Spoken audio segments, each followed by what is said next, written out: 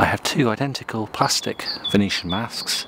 I'm going to use one as a base mask and the second one I'm going to cut up to build up on top of the first mask. I've drawn some shapes on the second mask. I'm going to cut these out and then glue them onto the main mask. I've cut the pieces that I drew on the second mask out and I've now tacked these to the main mask. I'm also going to cut some pieces out from the main mask to add a sort of third layer of depth. I've got two holes just under the cheekbones either side of the mask.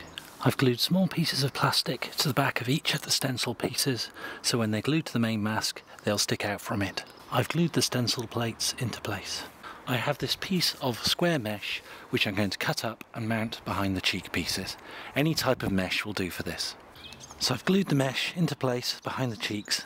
The next stage is to cover the mask in rivets. For rivets I'm using these small sticky gemstones which will create a nice bump on top of the mask and when sprayed with the brass colour will look like rivets. I've glued the fake rivet heads around each of the stencil pieces and around the cut out cheek sections.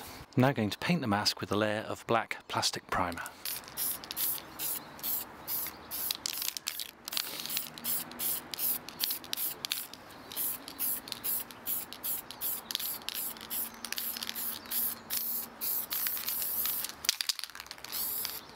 I'm going to spray some coarse texture paint on the mask. I'm going to spray this mainly around the edges of the mask because I want to use it to add a little bit of relief and detail to the edges.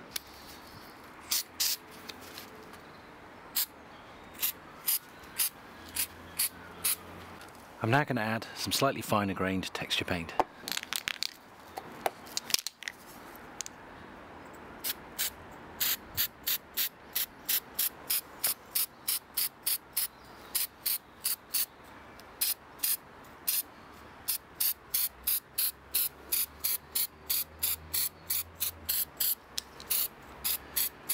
I used a piece of cardboard to mask off areas like the lips and as much of the nose as possible because I wanted to limit the texturing on these areas so that I can highlight them later. I'm now going to spray a layer of brass paint over the top. I'm going to try and use the stencil pieces that are raised up to shade the edges around them so that I maintain a layer of the texture paint and black paint which will add extra depth to the mask.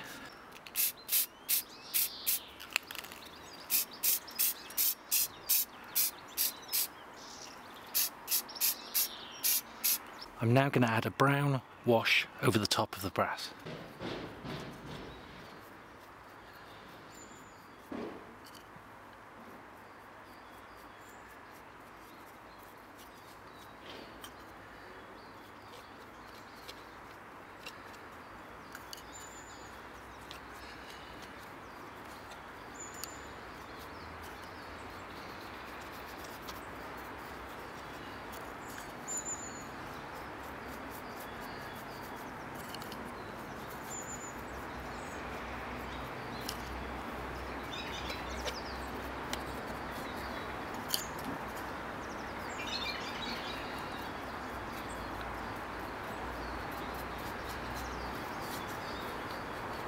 Once the wash has dried, the next stage is to use a brass acrylic to dry brush over the top of the mask. Here's the completed mask.